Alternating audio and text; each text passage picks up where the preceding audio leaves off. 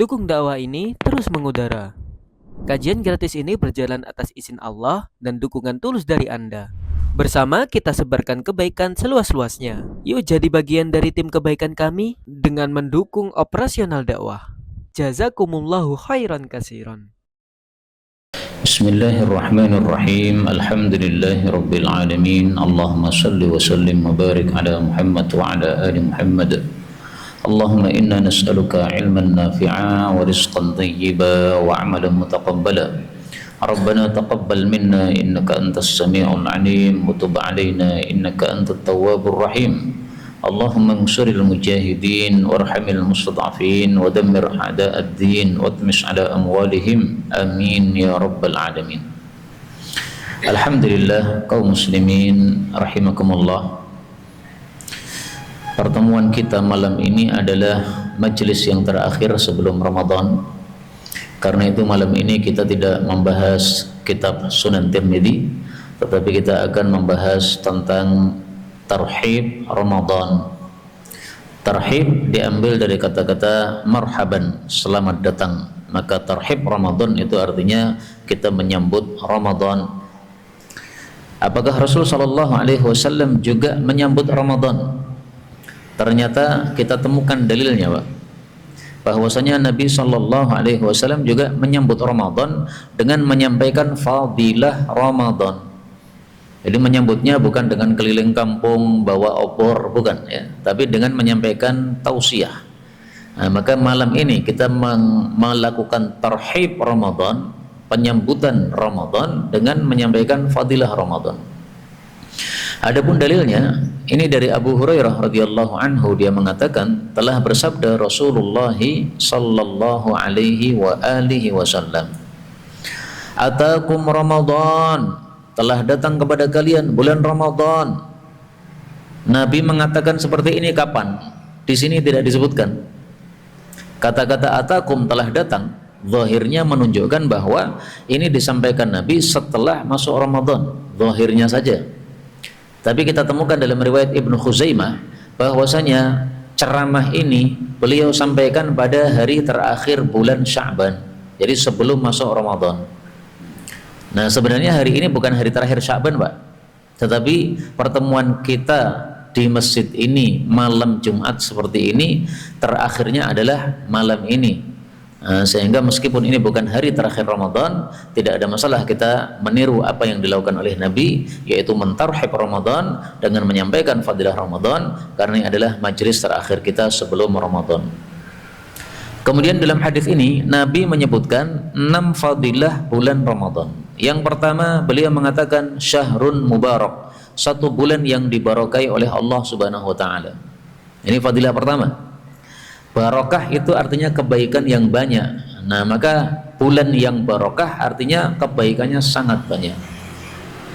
Dan barokahnya Ramadan ini tidak hanya dari sisi agama saja, juga dari sisi dunia. Kalau dari sisi agama kan jelas kita mendapatkan pahala yang berlipat-lipat ganda. Umrah Ramadan misalnya lipat ganda pahalanya menjadi seperti haji bersama Rasulullah sallallahu alaihi wasallam. Sebagaimana kita temukan hadisnya dalam Sahihul Bukhari, ta'dilu hajjatan idza kana Ramadan, apabila datang bulan Ramadan, fa'tamiri fihi, maka berumrahlah padanya, fa inna umratan fihi, karena umrah di bulan Ramadan ta'dilu hajjah, senilai dengan haji. Dalam riwayat yang lain ma'i, haji bersama saya. Nah, berarti ini termasuk berkahnya pahala Ramadan, berkah dari sisi agama. Berkah dari sisi dunia, banyak sekali orang-orang di bulan Ramadan itu jualan makanan. Nah, maka mereka dapat untung dari jualan tadi. Ini berkah dunianya. Dan kita yang membutuhkan makanan, maka tidak usah pergi jauh-jauh. Sudah di pinggir jalan sudah banyak sekali yang jualan. Tinggal pilih apa yang kita butuhkan saja. Nggak perlu masak kalau ada duitnya, ya. Nah, maka ini termasuk dari keberkahan, kebaikan dunia yang kita temukan di bulan Ramadan. Termasuk kebaikan dunia yang kita temukan di bulan Ramadan adalah adanya masjid-masjid yang menyiapkan buka puasa gratis untuk siapapun yang sholat maghrib di situ. Saya dulu masih ingat dari rumah saya menuju ke rumah bapak saya. Maka karena sudah adzan maghrib, akhirnya saya memutuskan sholat dulu saja daripada nanti terlambat. Akhirnya saya sholat di masjid tersebut. Ternyata habis sholat orang-orang pada makan-makan, Pak. Memang di situ udah disiapkan ya. Oh, malah sebelum sholat ya. Sebelum sholat malah kita yang datang langsung dipersilahkan. Ayo mas, makan dulu, jangan sholat dulu katanya. Maka ini termasuk kebaikan yang kita temukan di bulan Ramadan. Bahkan saya punya teman cerita, Pak, dia di Jawa Timur. Dia mengatakan kalau saya bulan Ramadan sahur sama buka nggak pernah masak. Saya tanya, lah terus makannya gimana? Makannya keliling katanya. Hari pertama di masjid sana, hari kedua di masjid sana, hari ketiga di masjid sana. Nah, kata dia selalu ada itu makanan itu. Ini kalau di luar Ramadan nggak ada, Pak. Maka ini termasuk dari keberkahan Ramadan. Nah, kenapa orang-orang semangat ngasih buka puasa pada bulan Ramadan sehingga mudah kita temukan nasi pada waktu maghrib di bulan Ramadan? Karena fadilahnya yang besar tadi. Jadi pahala di bulan Ramadan kan memang dilipat gandakan. Nah, sehingga orang ngasih buka puasa itu semangat. Fadilahnya adalah kalau kita kasih buka puasa kepada orang puasa, kita mendapatkan pahalanya orang puasa tadi tanpa mengurangi pahala dia. Kemudian fadilah Ramadan yang kedua, Nabi mengatakan faradallahu, Allah mewajibkan azza wa jalla alaikum atas kalian siyamahu, puasa padanya. Nah, ini adalah satu fadilah, Pak. Kenapa? Karena puasa itu nilainya, pahalanya tidak bisa dihitung.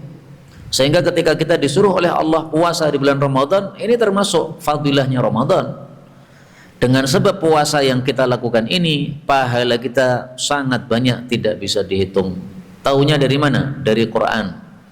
Innama yuwaffas sabiruna ajrahum bighairi hisab. Az-Zumar 10. Sesungguhnya tiada lain disempurnakan pahalanya orang-orang yang sabar tanpa hitungan. Nah, orang-orang sabar ini menurut para ulama tafsir termasuk di dalamnya adalah puasa.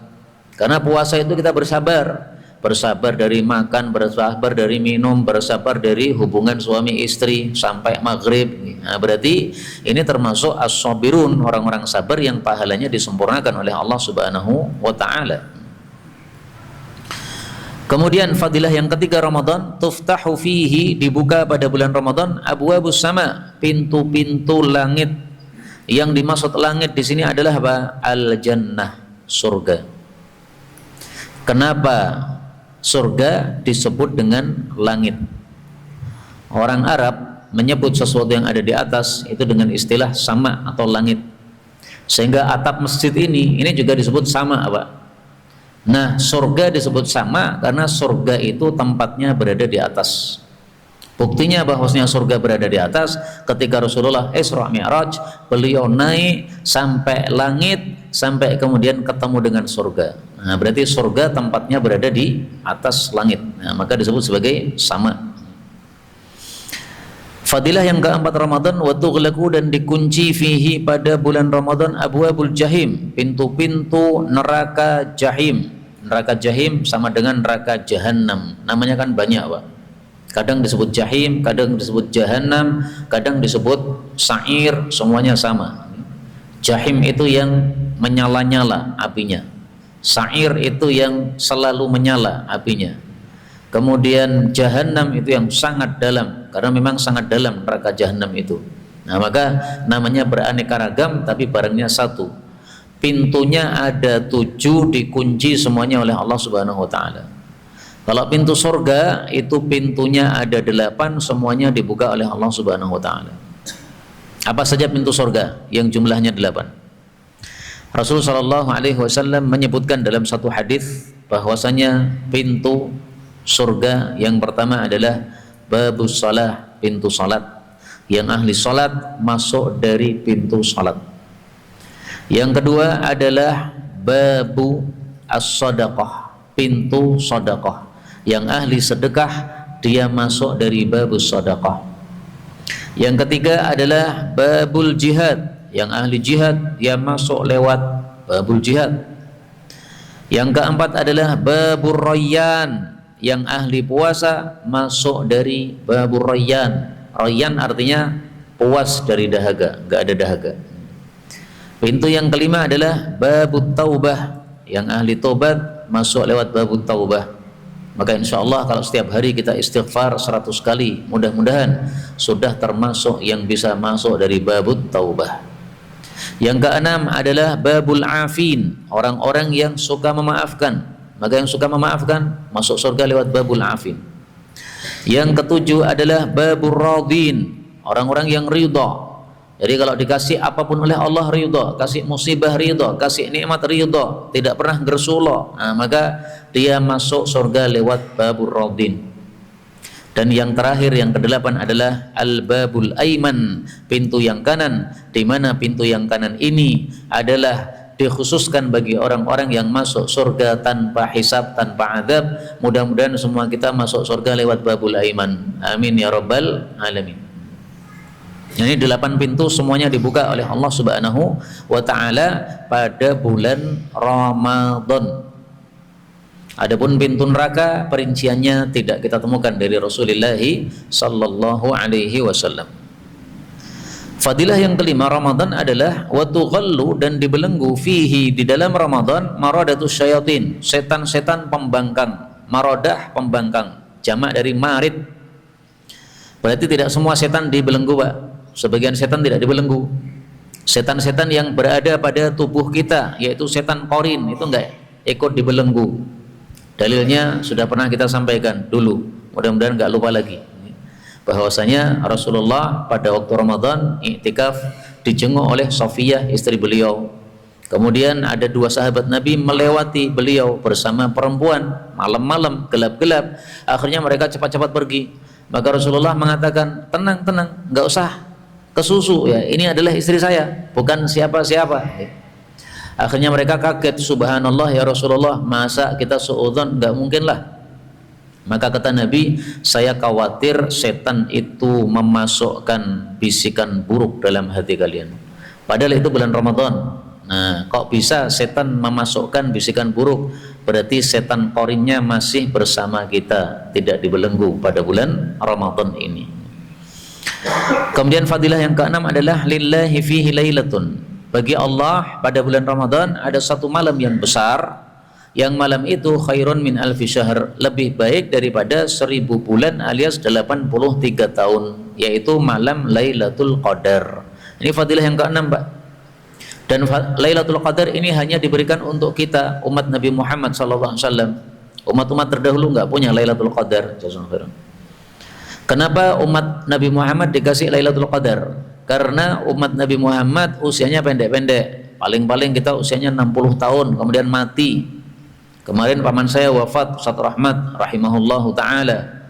Nah, nanti malam siapa yang mau siap wafat silahkan daftar malaikat maut. Boleh. Tapi kalau mau tidak mati dulu, mari kita kencangkan amal saleh kita sehingga kita masih menambah amal-amal kebaikan sehingga kita mendapatkan tingkatan surga yang tertinggi di hadapan Allah Subhanahu wa taala. Maka Lailatul Qadar ini diberikan untuk kita karena usia kita pendek-pendek, sehingga supaya tidak kalah dengan umat-umat terdahulu dalam beramal, maka beramal 1 malam sama dengan beramal 83 tahun. Itu kalau beramalnya dari awal malam maghrib sampai dengan akhir malam yaitu subuh. Nah, itulah yang dimaksud mencari Lailatul Qadar, yaitu full ibadah semalam suntuk. Maka Nabi mengatakan, man hurima khairaha, barang siapa yang terhalang dari mendapatkan kebaikan Lailatul Qadar, faqad hurim, berarti sungguh dia telah terhalang dari kebaikan semuanya. Hadis diriwayatkan oleh Al-Imam An-Nasai. Nah, sampai di sini sudah selesai ceramahnya Nabi ketika melakukan tarhib atau sambutan terhadap bulan Ramadan. Ceramahnya tidak panjang, Pak. Dan intinya kita bisa beramal. Kemudian sebagian orang itu menulis bukan tarhib tapi targhib. Nah, sebenarnya istilah targhib ini kurang tepat dari sisi hadis yang kita baca ini, karena targhib itu artinya adalah hasungan. Tapi kalau mau disebut targhib nggak apa-apa, maksudnya nggak dosa, cuma istilah aja kok. Jadi masalah istilah itu nggak usah diperdebatkan. Mau pakai tarhib silahkan, mau pakai targhib silahkan. Nah, konon yang menggunakan istilah targhib ini karena dia menghindari tulisan tarhib. Karena orang-orang sering menulis tarhib dengan tulisan tarhib, akhirnya membacanya salah. Karena h, ya semestinya itu ch, yaitu h. Kalau tarhib pakai h, menyambut. Kalau tarhib artinya menakut-nakuti. Nah, berarti salah terjemahnya. Sehingga supaya tidak salah, akhirnya ditambahi g, tarhib. Sebenarnya tidak perlu g, tambahi c saja, tarhib. Nah, selesai. Tapi itu tadi ya, terserah mau sebutan namanya apa, terserah. Yang penting mari kita beramal, kita menyambut Ramadan dengan mengetahui fadilahnya, supaya kita semangat beramal nanti pada waktu bulan Ramadan. Kemudian kaum muslimin rahimani wa rahimakumullah, di dalam Al-Quran pun kita temukan fadilah Ramadan, disebutkan dalam surat Al-Baqarah. Dan para ulama mengatakan dari 12 bulan yang disebut namanya di Quran cuma satu saja, bulan Ramadan, yaitu pada surat Al-Baqarah ayat 185, seperti yang panjenengan lihat di papan ini. Mari kita baca bersama. A'udzu billahi minasy syaithanir rajim. Syahrul Ramadan alladzi unzila fihil Qur'anu hudan lin-nasi wa bayyinatin minal huda wal furqan. فمن شهد منكم الشهر فليصم ومن كان مريضا أو على سفر فعدة من أيام أخر يريد الله بكم اليسر ولا يريد بكم العسر ولتكملوا العدة ولتكبروا الله على ما هداكم ولعلكم تشكرون وإذا سألك عبادي عني فإني قريب أجيب دعوة الداع إذا دعان فليستجيبوا لي وليؤمنوا بي لعلهم يرشدون. Ini dua ayat tolong dihafalkan Pak, sehingga kita bisa meresapi fadilah Ramadan dari ayat ini. Dari dua ayat ini yang saya perhatikan, kita temukan 4 fadilah Ramadan. Mari kita lihat 4 fadilah apa saja. Yang pertama, Allah mengatakan syahru Ramadan, bulan Ramadan, alladzi yang unzila fihi, telah diturunkan padanya Al-Qur'an. Nah, di sini fadilah pertama, nama Ramadan disebut.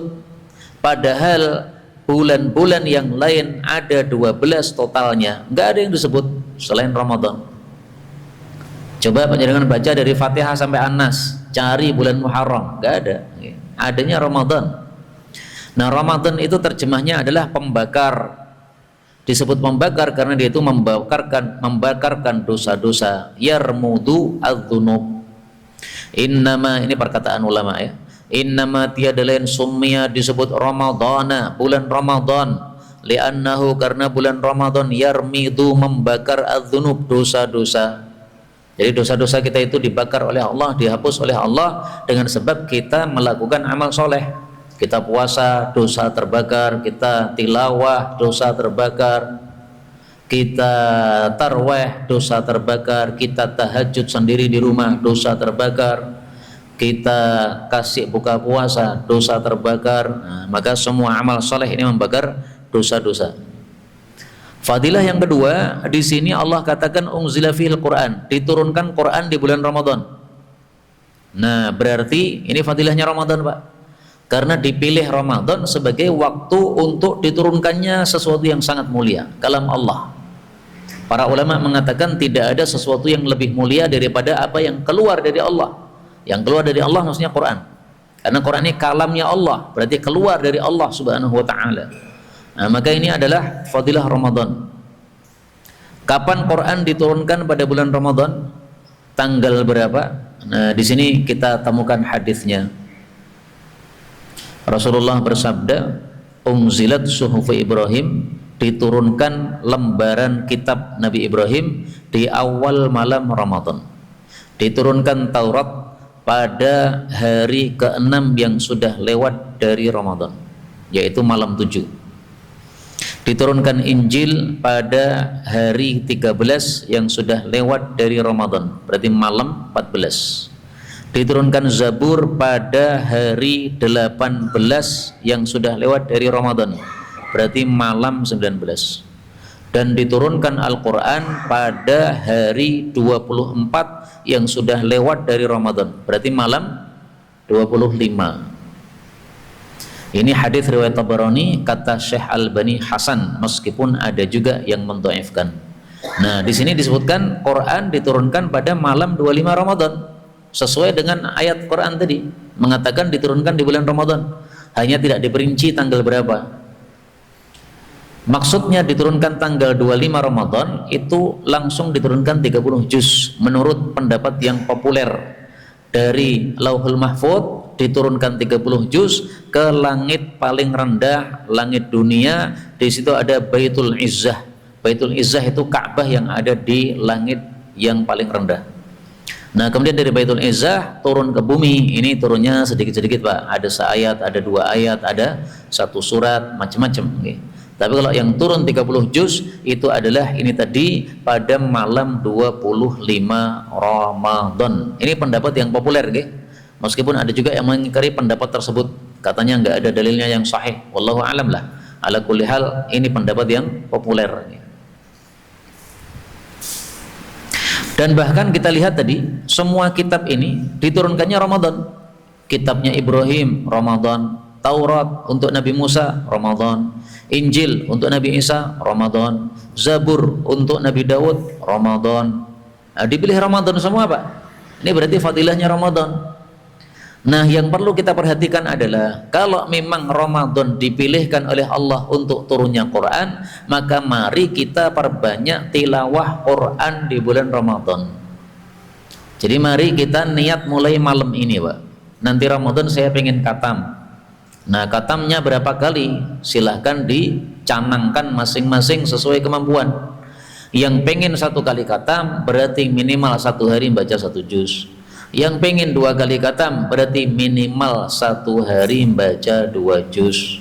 Yang pengen 3 kali khatam berarti minimal 1 hari baca 3 juz. Ada 2 ulama namanya Imam Syafi'i sama Imam Bukhari, punya kebiasaan khatam Quran sebelum Ramadan setiap 3 hari. Berarti 1 hari baca 10 juz, 3 hari khatam. Itu di luar Ramadan.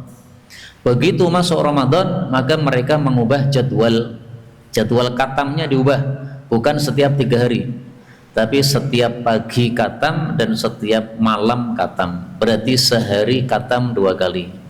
Habis subuh buka Quran, nanti adzan maghrib, sebelum datang adzan maghrib sudah khatam.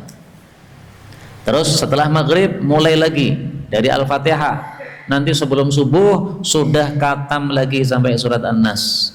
Itu Imam Bukhari dan Imam Syafi'i. Nah, kita tidak mampu seperti mereka. Yang penting mari kita mengubah jadwal tilawah sebagaimana mereka mengubah jadwal tilawah. Kalau mereka bisa khatam setiap 3 hari di luar Ramadan, kemudian di bulan Ramadan bisa lebih kenceng, nah maka selama kita belum masuk Ramadan berapa kali khatam biasanya, maka setelah masuk Ramadan diubah, dikencangkan lagi tilawahnya. Jangan sampai kondisi kita di bulan Ramadan sama dengan kondisi kita di luar Ramadan. Kemudian fadilah yang ketiga bulan Ramadan. Di sini Allah mengatakan faman syahida minkumus syahra, siapapun yang menyaksikan dari kalian bulan Ramadan ini falyasumhu, maka hendaklah dia puasa padanya. Nah, ini fadilah Pak. Karena tadi puasa itu amalan yang tidak ada tandingannya, yang pahalanya nggak bisa dihitung. Nah, sehingga ketika kita disuruh puasa di bulan Ramadan, ini berarti fadilahnya Ramadan di situ, terletak di situ, karena adanya amalan yang pahalanya tidak bisa dihitung. Makanya ketika menyebutkan puasa, Nabi mengatakan la mithlalahu, nggak ada tandingannya. alaika bisawm, lakukanlah puasa, fa innahu, karena puasa itu la mithla lahu, tidak ada tandingannya, nggak bisa ditandingi dengan amal yang lain Pak, puasa itu Pak, karena pahalanya tadi nggak terhitung, okay? Berbeda dengan sholat, pahalanya kan kalau jamaah 27 kali lipat. Nah, meskipun hakikatnya berapa kita juga tidak mengetahui ya, tapi kita hanya mengetahui sebagian yang diberitahukan oleh Nabi Shallallahu Alaihi Wasallam. Kemudian fadilah yang keempat dari ayat ini adalah ketika Allah mengatakan di tengah-tengah ayat-ayat tentang Ramadan, tiba-tiba Allah mengatakan wa idza sa'alaka ibadi anni, kalau hamba-hambaku bertanya kepada engkau wahai Nabi tentang aku, maka sesungguhnya aku ini maha dekat. Maksudnya dekat adalah aku mengabulkan doanya orang yang berdoa apabila dia berdoa kepada saya. Nah, ini isyarat bahwasanya bulan Ramadan kita hendaklah memperbanyak doa. Allah pilih Ramadan untuk waktu pengkabulan doa yang sangat cepat atau yang sangat dahsyat. Nah, berarti ini fadilahnya Ramadan. Bukan berarti kalau di luar Ramadan doa nggak mustajab, enggak. Ya setiap saat pun juga bisa mustajab. Tapi maksudnya Ramadan lebih mustajab daripada bulan yang lain. Dan saya masih teringat dulu Pak, pada suatu bulan Ramadan saya berdoa kepada Allah, ya Allah, mbok saya ditambah ilmu yang baru ya. Karena ilmu saya ini ya segini-gini aja ya. Tidak ada ilmu yang baru ya. Kemudian tiba-tiba muncul Covid Pak. Gara-gara Covid, maka semua syekh-syekh dari Saudi, dari Suriah dan sebagainya, itu akhirnya mereka tidak ada pengajian di masjid-masjid, pengajiannya mati semua. Karena Covid ini seluruh dunia kan waktu itu.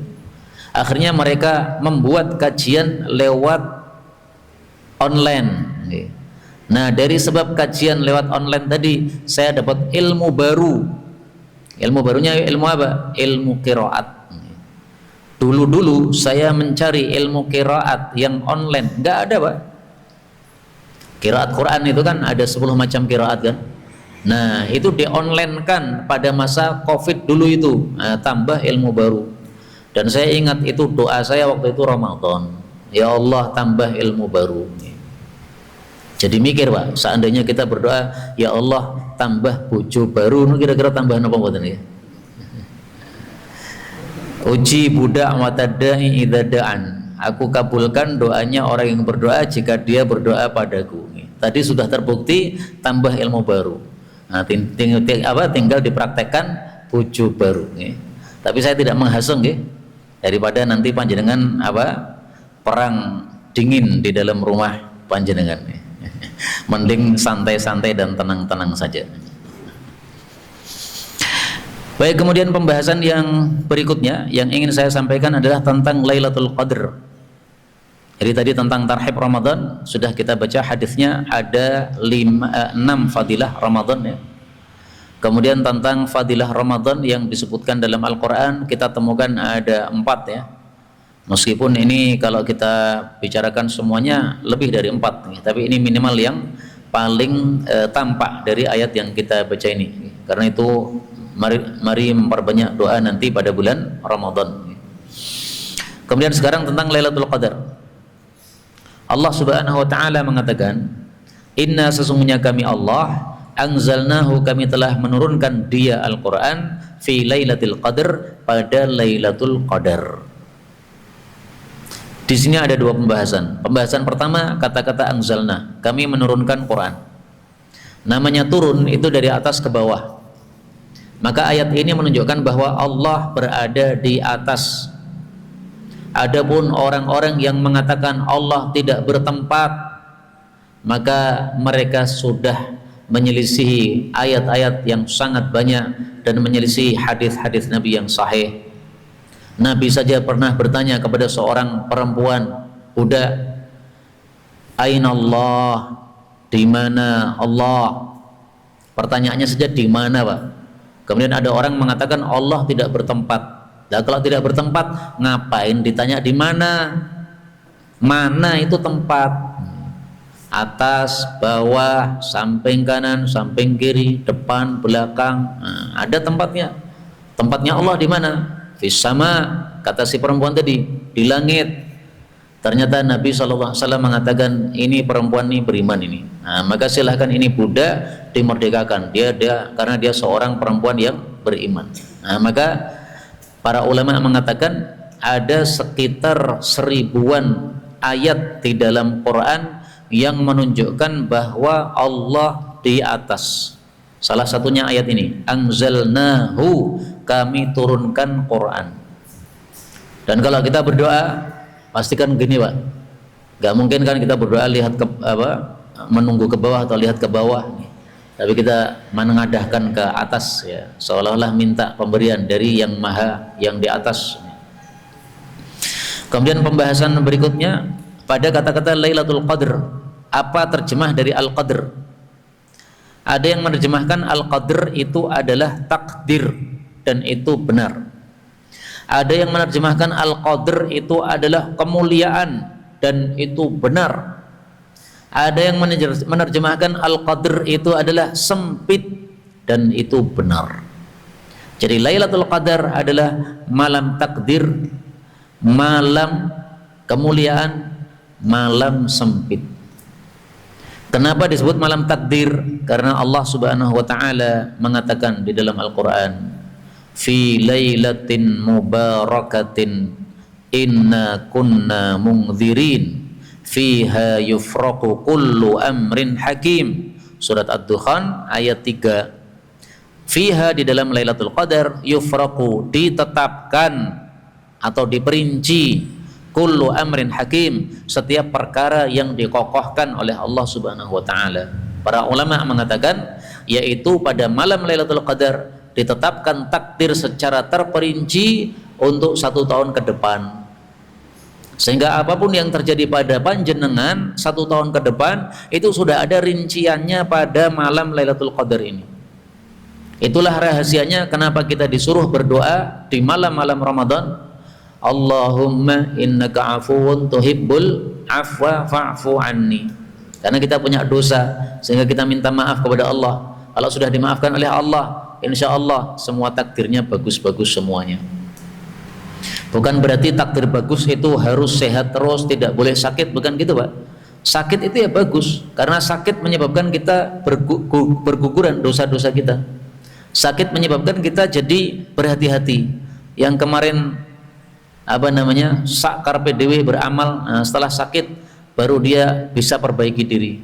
Wah, saya sakit, khawatir kalau saya nanti mati sebagaimana teman-teman saya yang sakit mati. Akhirnya dia perbaiki amalnya. Nah, ini juga satu kebaikan sebenarnya untuk diri kita ketika kita mengalami sakit tersebut. Kemudian terjemah kedua Lailatul Qadar, malam kemuliaan. Kenapa disebut malam kemuliaan? Karena ini tadi, Lailatul Qadri khairum min alfi syahr. Malam Lailatul Qadar itu lebih baik daripada 1000 bulan. Nah, di sini letak kemuliaannya, Pak. Amal 1 malam nilainya amal 83 tahun. Ini mulia sekali berarti. Dan itu setiap tahun hanya ada 1 malam. Makanya dalam setahun itu ada 2 malam yang bertolak belakang. 1 malam, malam yang sangat mulia, 1 malam, malam yang sangat bahaya. Malam yang sangat mulia adalah Lailatul Qadar. Malam yang bahaya adalah turunnya wabah penyakit pada malam tersebut, dan setiap gelas yang tidak ditutupi maka pasti akan kemasukan wabah. Sehingga kalau kita punya minuman tidak kita tutupi pada malam tersebut, kemudian paginya masih nekat kita minum, besoknya sakit. Itu malamnya kapan? Gak ada yang tahu. Lailatul Qadar tidak ada yang tahu kapan tepatnya, dan malam wabah tadi juga tidak ada yang tahu kapan terjadi tepatnya. Hanya Nabi SAW menyebutkan bahwasanya ada malam yang turun padanya al-waba, wabah penyakit, ghatul ina, tutupi wadah, au keusyiqa, ikat wadah yang ada ikatannya. Karena dalam 1 tahun ada 1 malam yang turun padanya wabah, yang tidaklah melewati 1 wadah yang tidak ditutup atau yang tidak diikat, kecuali masuk padanya wabah tersebut. Hadis riwayat Muslim, ya, tidak diketahui kapan waktunya. Kemudian terjemah yang ketiga, Lailatul Qadar adalah malam kesempitan. Kenapa disebut malam kesempitan? Karena di sini tanazzalul malaikatu warruh. Pada malam itu malaikat dan malaikat Jibril turun. Sehingga bumi ini sempit dengan sebab banyaknya malaikat, Pak. Karena jumlahnya malaikat yang turun itu nggak bisa dihitung. Kalau panjenengan pengen tahu jumlahnya mereka, saya kasih tahu caranya, ngitungnya. Ini caranya, Pak. Dalam hadis disebutkan adadil hasa. Lailatul Qadar itu Lailatul Sabi'atin, malam 27, au tasi'atin wa isrin, atau malam 29. Sesungguhnya malaikat pada malam tersebut berada di bumi lebih banyak daripada jumlah kerikil. Hadis riwayat Ahmad. Nah, jadi cara mengetahui jumlah malaikat yang ada pada Lailatul Qadar, silakan panjenengan keliling bumi, dihitung kerikil yang ada. Udah ketemu jumlahnya, nah silakan tambahi. Pokoknya lebih banyak daripada itu. Sak mumete panjenengan apa? Menghitung kerikil yang ada di bumi. Kerikil yang ada di Losari aja panjenengan ngitung nggak bisa, Pak. Gitu. Apalagi yang di bumi semua ini nggak bisa dihitung, udah nggak usah dihitung, banyak sekali. Makanya disebut malam sempit. Jadi 3 terjemah tadi, ya. Malam takdir karena takdir setahun sudah diperinci, malam kemuliaan karena lebih mulia daripada 83 tahun, malam sempit karena banyaknya malaikat yang turun pada malam Lailatul Qadar itu. Tapi kok tidak terasa sempit? Ya karena malaikat tercipta dari sinar. Seperti sinar lampu ini sekarang memenuhi ruangan kita, Pak. Jadi ruangan ini sempit dengan sebab adanya sinar lampu, tapi nggak terasa sempit, ya karena terbuat dari apa? Sinar ini tidak seperti jisim kita. Kemudian Allah Subhanahu wa taala bertanya, "Wa ma adraka?" Apa yang memberitahu kamu wahai Nabi, ma Lailatul Qadar? Apa itu Lailatul Qadar? Maksudnya tahu tidak kamu Lailatul Qadar itu apa? Ini pertanyaan seperti ini fungsinya untuk taswiq, supaya orang semangat untuk mendengarkan, Pak. Misalnya saya mengatakan kepada panjenengan, tahu nggak isinya ini apa? Nah, panjenengan jadi ingin tahu karena saya kasih pertanyaan. Nah, pertanyaan ini fungsinya untuk taswiq itu tadi, ya, supaya orang semangat, bergairah. Kemudian baru dijelaskan ketika orang-orang sudah bergairah, Lailatul Qadri itu adalah khairun, lebih baik, min alfi syahrin, daripada 1000 bulan. Artinya amal di dalamnya lebih mulia, lebih besar pahalanya daripada amal selama 1000 bulan. Itu kalau amalnya dari maghrib sampai dengan subuh. Karena itu pada 10 akhir Ramadan Rasulullah biasanya tidak tidur. Tidak tidur untuk apa? Ya untuk ibadah. Nah itulah yang dimaksud mencari Lailatul Qadar. Mi'zarahu. Karena adalah Nabi idza dakhala al-ashr, apabila masuk 10 hari terakhir Ramadan, dan di situ ada Lailatul Qadar. Syadda mi'zarah, beliau kencangkan sarungnya sehingga tidak sempat hubungan suami istri. Tapi masih boleh, Pak, hubungan, Pak, enggak apa-apa, tapi beliau tidak sempat karena fokus ibadah. Wa ahya lailah, dan menghidupkan malam. Menghidupkan malam maksudnya tidak tidur. Karena kalau tidur berarti malam kita tidak hidup, malam kita mati. Ini dihidupkan malamnya dengan ibadah. Wa ayqadha ahlah, membangunkan keluarganya. Hadis muttafaqun alaih. Ini dalam rangka mencari Lailatul Qadar. Karena itu bagus, ya, seandainya setiap masjid itu pada 10 akhir Ramadan itu memberikan fasilitas kepada jamaah untuk bisa sungguh-sungguh ibadah di masjid. Fasilitasnya apalah? Ya snack atau kopi, minimal kopi supaya tidak ngantuk. Sehingga kalau ada teman-temannya kan semangat, Pak. Karena kalau kita ibadah sendiri di rumah kelihatan bantal, pengen tidur, kelihatan guling, pengen dekem. Tapi kalau di masjid ada temannya baca Quran, kita jadi semangat, wah baca Quran, dia saja membaca, masa saya nggak baca. Melihat semua temannya sholat, maka kita semangat ikut sholat juga. Nah, itu adalah ibadah i'tikaf. Maka 10 hari terakhir ini Rasulullah SAW melakukan i'tikaf, sehingga bagus untuk kita melakukannya juga meskipun hanya pada malam harinya saja. Kalau Rasulullah kan siang malam berada di masjid. Kemudian Allah mengatakan tanazzalul malaikatu, turun para malaikat, waruhu, dan malaikat Jibril, fiha, pada Lailatul Qadar, bi'ilni rabbihim, dengan izin dari pemelihara mereka atau perintah dari pemelihara mereka, min kulli amrin, dari setiap urusan. Jadi malaikat dan Jibril turun ini harus dengan izin dari Allah, harus dengan perintah dari Allah. Kalau tidak diizinkan, tidak diperintahkan, tidak bakal mereka turun, Pak. Karena tempat mereka memang berada di langit, dan itu disebutkan di dalam Al-Qur'an, wa ma natanazzalu illa bi amri rabbik, surat Maryam ayat 64. Wa ma natanazzalu illa bi amri rabbik, tidaklah kami para malaikat turun kecuali dengan perintah dari pemeliharamu, yaitu Allah. Lahu ma baina aydina wa ma khalfana wa ma baina dzalika wa ma kana rabbuka nasiya. Kemudian Ar-Ruh ini nama lain dari malaikat Jibril. Malaikat Jibril sudah termasuk al-malaikatu, tapi disebutkan namanya secara khusus. Ini menunjukkan fadilahnya malaikat Jibril. Maka para ulama bersepakat malaikat paling afdal adalah siapa? Jibril. Makanya ditugasi untuk menyampaikan wahyu, karena dia paling utama. Kemudian malaikat Mikail, kemudian malaikat Israfil, kemudian malaikat pemikul singgasana Allah Subhanahu wa taala. Kemudian nah, ada urutan-urutan malaikat-malaikat Allah Subhanahu wa taala.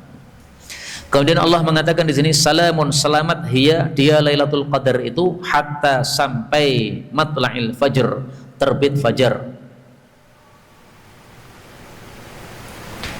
Kata-kata sampai terbit fajar ini menunjukkan bahwa Lailatul Qadar itu terjadinya dari awal malam sampai akhir malam, dari maghrib sampai subuh.